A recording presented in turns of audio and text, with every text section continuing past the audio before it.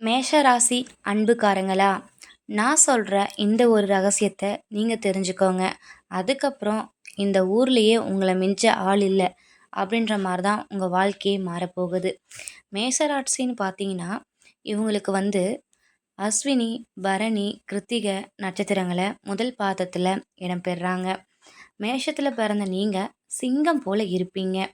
உங்களுடைய பூர்வ புண்ணிய ஸ்தானம் அப்படின்னு பார்த்தீங்கன்னா, உங்க குழந்தைங்கள பத்தி தான் சொல்லும். 5 இடம் 5வது இடம் சிம்ம ராசிக்கு உரியது. அதற்கு அதிபதி சூரியன். எனவே உங்கள விட உங்க புள்ளைங்க புத்தி கூர்மையாவும், செல்வ வளமும் அதாவது கோடீஸ்வரங்களாக தாங்க இருப்பாங்க. செவ்வாய் அதிபதியாக ஆட்சி செலுத்தும் இந்த மேச ராசியில் தான் சூரியன் வந்து உச்சம் பெறுது. இந்த ராசியில பிறந்தவங்க செவ்வாயோட தாக்கம் அதிகமா இருக்கும். இப்ப 4 சகோதரர்கள் கூட நீங்க பொறந்திருக்கீங்க. அதுல நீங்க நடுவுல பிறந்திருக்கீங்கன்னா, அவங்கள விட அறிவு பலத்தால நீங்க தான் முதல்ல இருப்பீங்க. ஆனாலும் கூட பொறந்தவங்கள கூட உங்களுக்கு அதிக அன்பாவும் இருப்பீங்க. சில நேரங்கள்ல உங்க உடன் பிறந்தவர்கள் உங்கள புரிஞ்சுக்கலனாலும், உங்களுக்கு கோவமும், ஆதங்கமும் அதிகமா இருக்கும். கூட பொறந்தவங்களையும் நீங்க விட்டு கொடுக்க மாட்டீங்க. அவங்கள விடவே நீங்க தான் வீரியமான ஆளா இருப்பீங்க. ஏன்னு பார்த்தீங்கன்னா, உங்களுடைய ராசியில இருக்கிற அந்த சிம்பிளே உங்களுக்கு எப்படின்னு தெரியும். நீங்க எப்படிப்பட்டவங்கன்னு. எங்கேயுமே ஒரு வீரமா தான் இருப்பீங்க.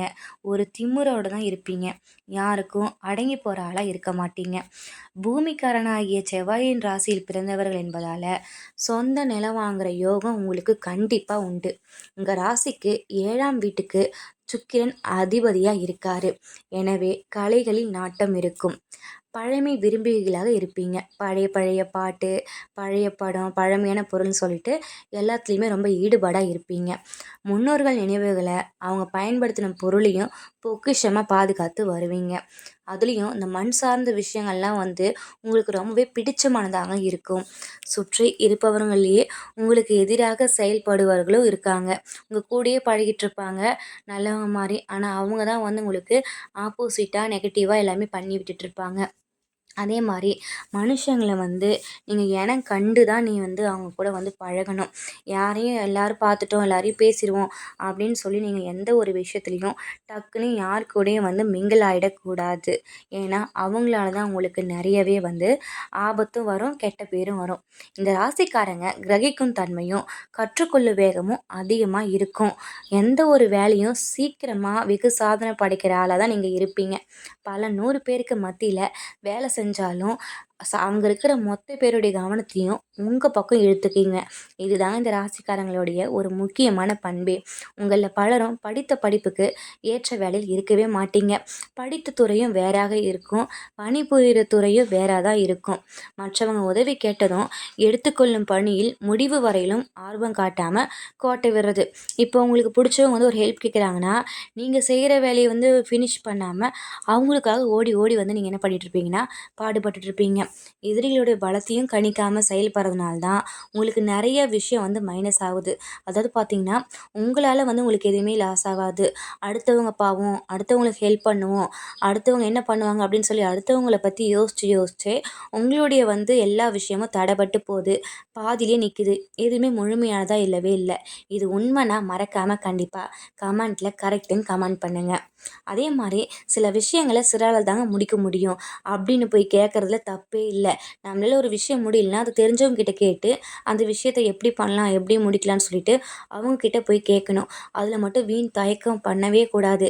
ஆனா இந்த ராசிக்காரங்க ஒருத்தவங்க கிட்ட அடிபணிஞ்சு போகணுமே அப்படின்னு சொல்லிட்டு என்ன பண்ண மாட்டீங்க, போய் கேட்கவே மாட்டீங்க.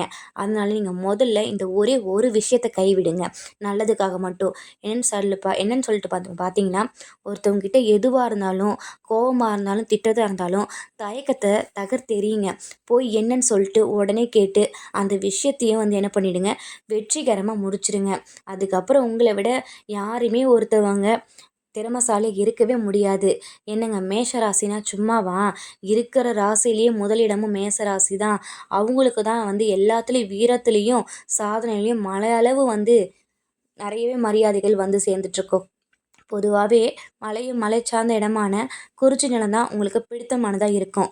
நான் முன்னாடியே சொல்லியிருப்பேன், உங்களுக்கு வந்து மண் சார்ந்த விஷயங்கள், பழமையான விஷயங்கள்லாம் ரொம்ப பிடிக்கும்னு சொன்னேன்ல. அதனால தாங்க நீங்கள் மலை சார்ந்த இடமான குறிஞ்சி நிலத்தை வந்து நீங்கள் எப்பயுமே வந்து அந்த மாதிரி இடம் இருக்கிற மாதிரி கோயிலுக்கு போயிட்டு வந்தால் ரொம்பவுமே நல்லது. செவ்வாயை வழி நடத்தக்கூடிய தெய்வங்களையும் நீங்கள் தரிசிக்கும் போது உங்கள் வாழ்வு மலை அளவு உயரும் என்பது தாங்க உறுதி.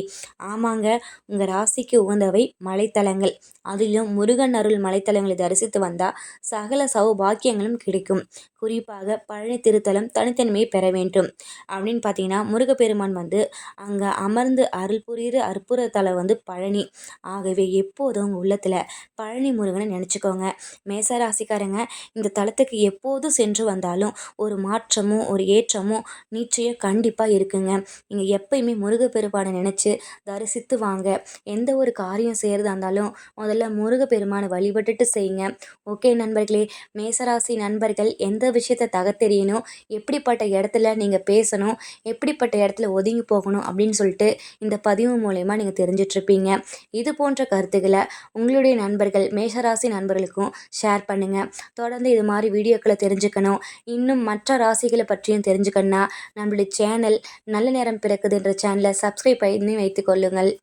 அப்படியே பக்கத்தில் இருக்க பெல் ஐக்கனை கிளிக் பண்ணால் எந்த வீடியோ போட்டாலும் நோட்டிஃபிகேஷன் வரும். நம்மளுடைய சேனலில் பரிகாரங்கள், சகுனங்கள், ஜோதிடங்கள் அப்படின்னு சொல்லிட்டு உங்களுக்கு உங்களுடைய வாழ்க்கையில் நடக்க போகிற அத்தனை கேள்விகளுக்கான பதில்களும் இந்த வீடியோவில் போடப்படும். ஓகே நண்பர்களே, உங்களுடைய ஆதரவுகளை தொடர்ந்து தாருங்கள். நன்றி, வணக்கம்.